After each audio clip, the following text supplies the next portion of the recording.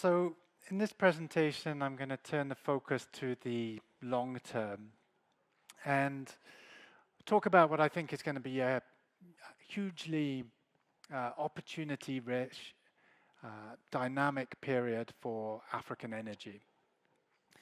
We see the energy transition as essentially being a transformation of two energy systems.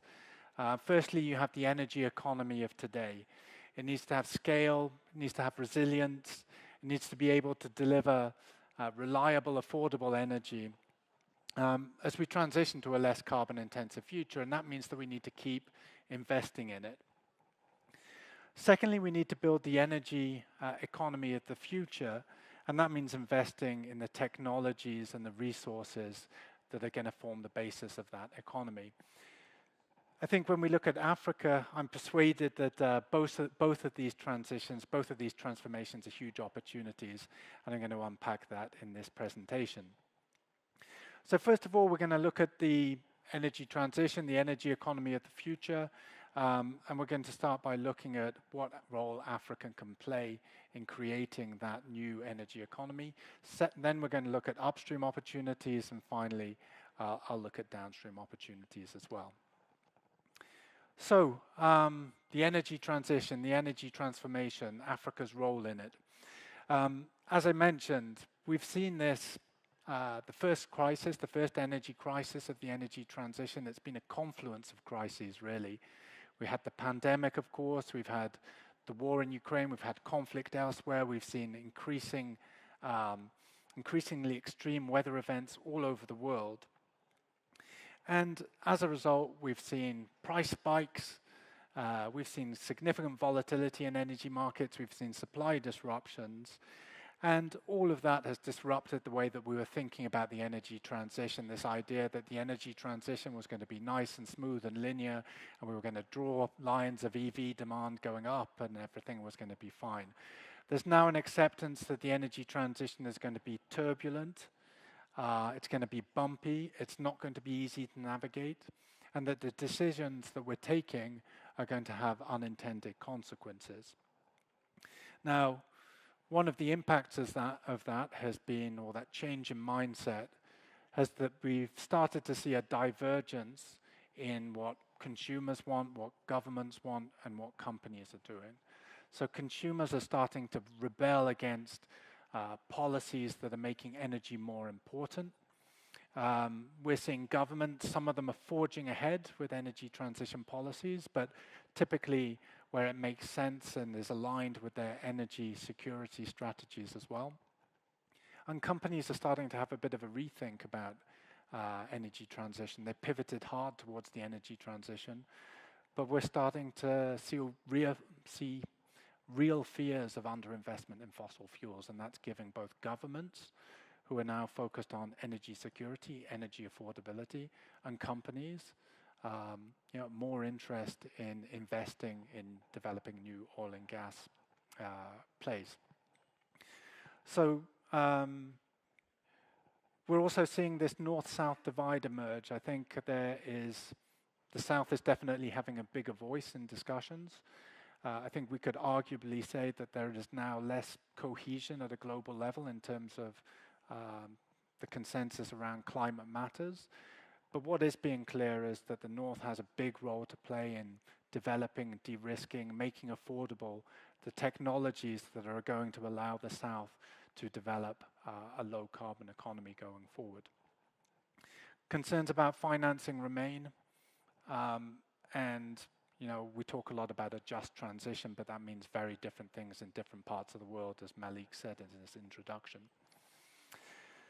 So one consequence of this change in mindset is an acknowledgement that we're going to need fossil fuels for much longer than we maybe thought.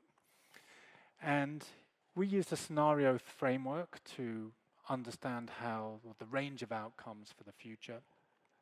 We look at our base case, which is shown at the top, alternative scenarios, but also net zero cases. And the area that I've ringed there is showing the share of fossil fuels and primary energy demand in 2050. And you can see that across the scenarios, even in the net zero cases, we're still going to need lots of fossil fuels, 30 years from now. Now, in terms of what's plausible, I think we would consider that two things are no longer plausible. Firstly, business as usual. We have to change the way that we're doing things. But secondly, net zero.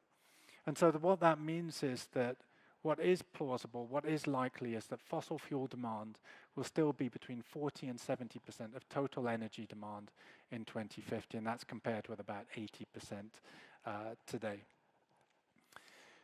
Now, the realization that significant oil and gas investment is going to be required is prompting a bit of a strategic rethink. We saw many companies pivot towards the energy transition over the past 10, 20 years, setting net zero goals, beginning this transition from being fossil fuel companies to decarbonizing their operations, to developing more diversified portfolios, with some even having the aspiration of shedding all of the fossil fuel exposure in their portfolios. But basically, and despite the fact that some activist investors were pushing them towards net zero, the market as a whole hasn't rewarded those strategies. And what you can see here is that the earnings per share performance of energy stock in that period where companies were pivoting towards the energy transition was terrible compared to the rest of the S&P 500. And it's only when energy prices started rising again that energy stocks started performing. So this has led to this maybe a little bit of backtracking on the strategies, companies arguing that they should maintain, maybe even grow their production. Yes, they want to do it in a less carbon intensive way, a more responsible way, but it's giving more impetus to upstream development. Now, this chart is showing again across our scenarios the change in primary energy demand in the period to 2050. You can see that renewable, that orange share is growing very significantly. And we believe that renewables are going to be the backbone of the future energy economy. But we're still going to rely on oil and gas to take us through that transition. Yes, we think peak oil demand is coming, but there are big questions about how soon and how fast will be the decline after that peak. Now, I'm going to come back and talk about upstream in a minute, but what I really want to focus on now is the energy transition, that energy economy of the future, and the opportunities in that. So, the energy transition as it relates to oil is really about reducing oil demand in the transportation sector. Oil has had a monopoly in fueling the global transportation system for almost a century. That monopoly is coming to an end. We're seeing a fragmentation of the global fuels market, different low carbon fuels, less carbon intensive propulsion systems are emerging. And you know, it's not clear what all the winners are going to be, but I think on the road we can see that EVs, the electric vehicle, has won the battle for capital allocation. And what I'm showing here is light vehicle sales by powertrain on the left, cars, and then trucks on the right-hand side. And so you can see we're going through this transition from the internal combustion engine. This teal color is gasoline, the orange color is diesel, towards EVs, right? And the big red chunks are EVs, full battery electric vehicles or hybrids. Now, one of the consequences of this is going to be a massive scaling up of EV production, a massive scaling up of battery production. So here what I'm showing is the growth in lithium-ion battery demand. And you can see it's really been driven by the transportation sector, and it's really very significant. And of course, what this means is there's going to be more demand for battery metals, for cobalt, for lithium, for nickel. And that's going to confront us head on with this mining paradox. We acknowledge that we need this stuff, but it takes, 10, 15, 20 years to open a new mine. There's not a lot of activity there. We're going to run into a big supply constraint here, potentially bringing prices up. And that's true not just of the battery metals, but of other metals, right? So here I'm looking at copper, and what I'm comparing is the amount of copper that's going to go into these vehicles of the future, hybrids, fuel cell vehicles, battery electric vehicles, with the 24 kilograms of copper that's in an internal combustion engine today. So there's a huge increase in copper demand, and this is just looking at EVs. There's an ongoing trend to electrify everything. Wind farms, they're going to require a lot more copper as well. So there's a huge surge in the demand for copper that we're expecting.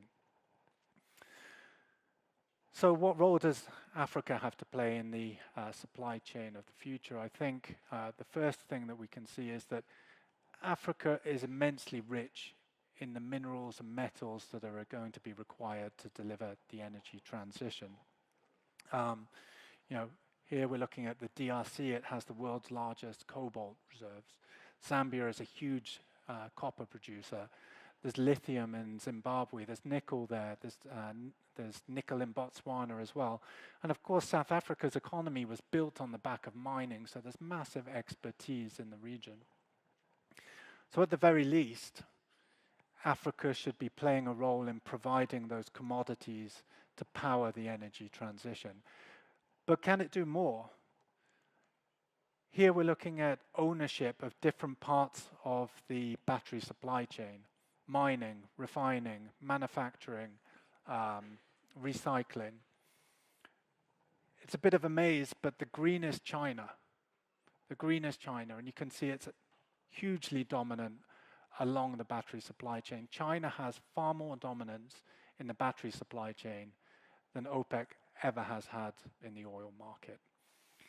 And yet we know that some of the countries that are championing the EV are also looking to diversify away from China, the EU, the US.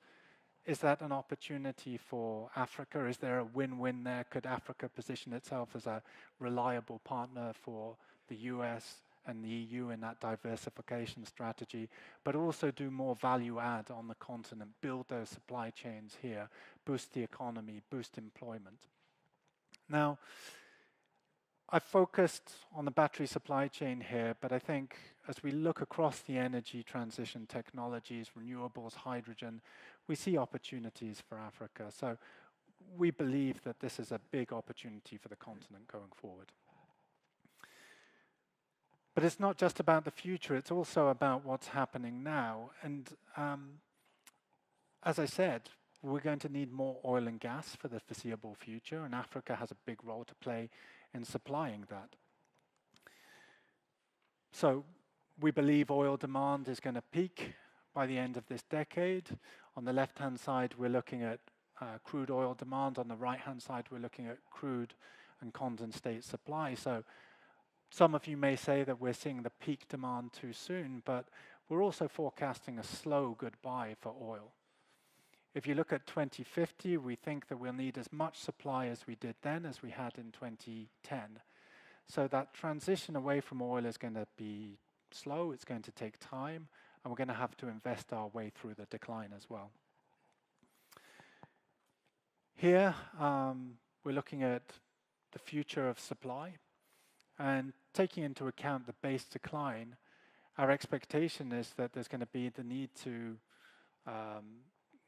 spend billions and billions of dollars of developing new resources just to offset that. And by 2050, most of the supply will be coming from projects that are not producing, not being developed today. So that just tells you the scale of the investment that will continue to be required in upstream, not just in development and production, but also in exploration. By 2040, we'll need to develop about 26 million barrels a day more capacity, more supply. Field declines, about 26 million. But you can see those sanctioned projects, just a quarter of what's required is coming from sanctioned projects.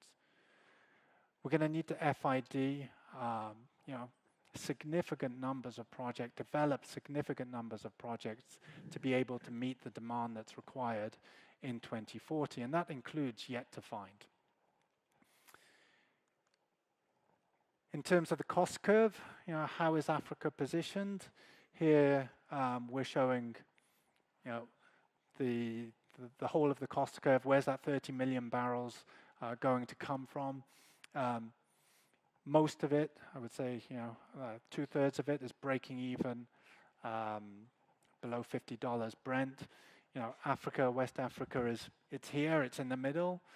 Sure, it's not the cheapest oil out there, but it's definitely not the most expensive. So there's a huge opportunity for African projects to position themselves favorably in the minds of investors.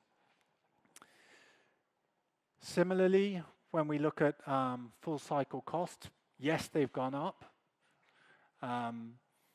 but African projects, African players are still competitive here.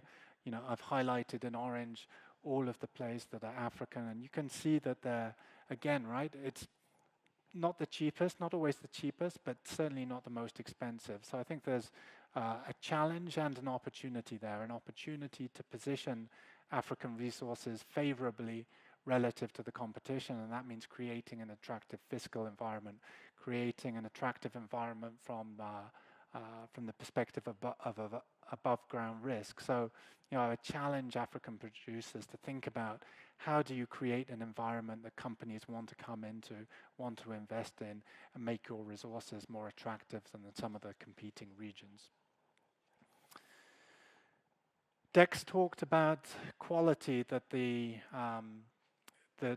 light sweet crudes were becoming more scarce, that was potentially going to become an important driver of value going forward. Here what we're showing is the change in density and sulfur content for global crude oil supply in the period to 2040. And you can see that on the whole, global crude oil supply is becoming heavier, it's becoming sourer, but African crudes are bucking the trend. They're becoming lighter and sweeter.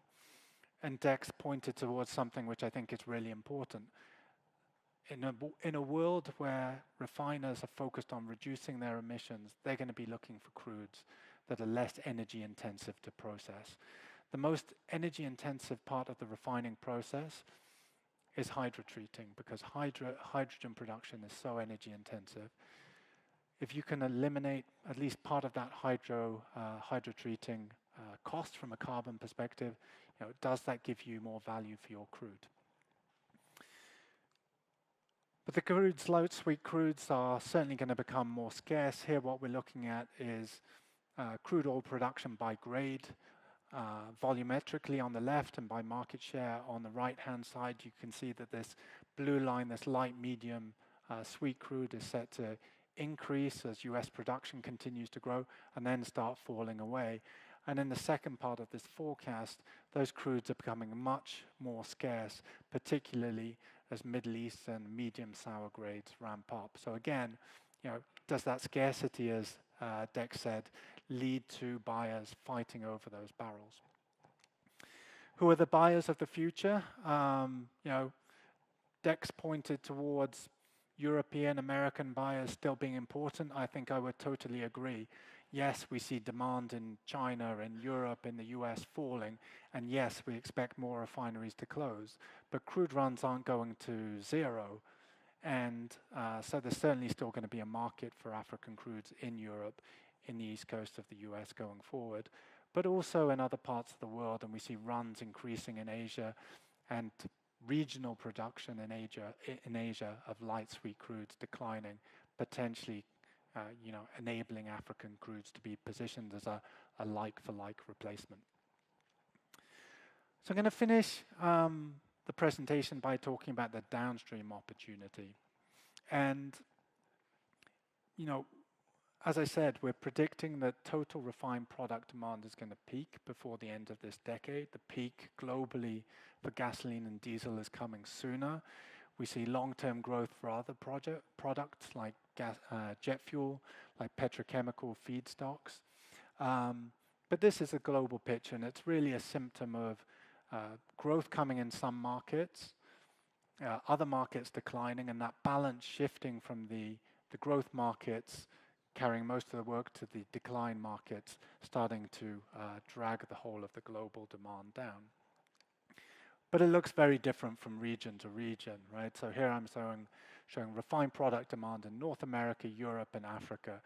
And whilst electrification, demographic decline, greater efficiency are contributing to dragging demand down in the mature markets, we're seeing really strong growth on the back of economic development, demographic growth in emerging markets, including Africa, which is a fantastic example of a place where we're expecting to see growth for the long term. And interestingly, when we look across our range of scenarios, across the scenarios, we see refined product demand in Africa growing for the long term. So we see it being not only robust, but resilient. And that's going to change the perception of the way that people across the industry look at Africa. This infographic is looking at Africa's share of oil demand today. It's that little colored box in the bottom corner of this rectangle. That's going to change. The other thing that's going to change is that African refined product demand is going to become much more diversified. Today, 60% of demand is in 5 countries, 3 of which are in North Africa. Going forward, our expectation is that sub-Saharan Africa will drive a big part of demand growth. So this box is going to get bigger, this box is going to get more fragmented. What that means is that Africa is going to be more attractive for producers, for refiners, for traders looking to place barrels into the market. In terms of where the demand is coming from, most of the growth is coming from the transportation sector. It's coming from a more affluent population being able to afford more vehicles, a greater equipment rates for the African population. But it's also about moving goods around the continent as well. But it's not just transportation, it's also the industrial segment that we see growing. And a big part of that is mining, of course. And the irony here is that to produce those minerals that are required for the energy transition, you need a lot of diesel. And so we see that the mining activity is a big driver of growth going forward. Now, that's the demand side. It's very positive, but what about the supply side? Well, there are some refining projects being brought online, some projects that have been completed recently. But I would say, unfortunately, they're pretty rare, and the story of investment in refining in Africa has not been a great one. And the chart on the right, the map on the right, shows in red the refineries that have closed over the past 40 years. And if you were to go east from here along the coast, you wouldn't hit another refinery until you got to Egypt. So that's just telling you the story of how scarce refining capacity is becoming in Africa, despite that really optimistic story that we're seeing on the demand side. The impact of that, of course, is that we're expecting the short to grow, Africa's net imports to increase significantly, particularly for gasoline, particularly for diesel. And one of the big challenges that we see there is infrastructure. Infrastructure at the ports, where today demurrage can be 20, 30, 40, 50 days, huge cost to importers. Bottlenecks inland as you look to move product from relatively few deep water ports into the landlocked countries in the hinterland. So those are bottlenecks that we're already seeing today, and that as demand and as imports increase, we're only expecting to become more acute. But I think overall, I mean, we see a positive story for Africa downstream. It's set to become a battleground for the big refining regions. We see the US players, European players, Russia, the Middle East and India all targeting product exports towards Africa going forward. So I'm going to finish there on this presentation. Hopefully I've instilled with you some enthusiasm that we have towards the investment climate in Africa, the opportunities in Africa. I think we see as I said, opportunities in this energy economy, the energy economy in the future, providing oil and gas to the world today, supplying energy to this continent, and then providing the minerals and the energy for the energy economy of the future. So I will finish there, and thank you, and I would like